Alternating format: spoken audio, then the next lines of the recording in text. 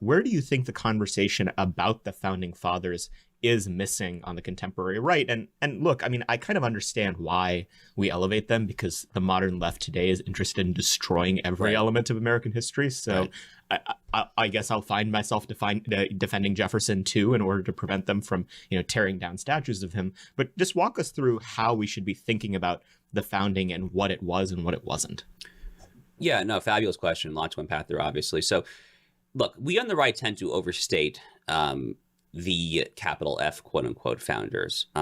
Insofar as what you're saying is true, there were completely competing strands of thought. It's funny. I remember back in law school, my second year of law school, I took this wonderful class called The Constitution in Congress. It was all about constitutional interpretation, not at the Supreme Court, but in Congress.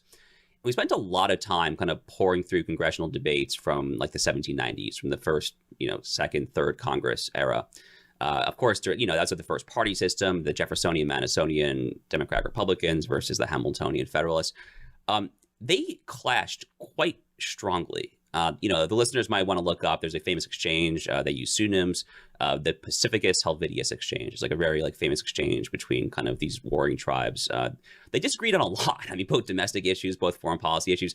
So the notion of the capital F founders agreeing on everything is wildly overstated, to the extent that the American right kind of holds that. I think it's erroneous. It's kind of also incidentally, I think, one of the shortcomings of kind of that more positivist originalism, by the way, right? It's because one of kind of the implicit assumptions, I think, of the more positivist originalism school of thought is that there is only one right answer, period, and that's kind of easy to discern, easy to find, but that's very difficult to maintain when you look back what I was just talking about. They disagreed among themselves, so we ultimately kind of have to choose a side sometimes, right? Look, the overarching kind of the broader point here, though, is that there was not just kind of legal disagreement, but a genuine philosophical disagreement about what the American founding was. Thomas Jefferson, Thomas Paine, people like that, who kind of the Yuval Levin kind of taxonomy, we would call true liberals, earnest liberals in terms of Enlightenment rationalist thought. They viewed America as a clean kind of Lockean Enlightenment break from anything that had happened prior. That was vigorously contested by those like Washington, Hamilton, John Adams, many others as well, who basically said that we're calling it's a revolution, fine, but it's better understood really less as a quote unquote revolution and more as a restoration of the common law rights of Englishmen, right? Kind of like the English Bill of Rights of 1688.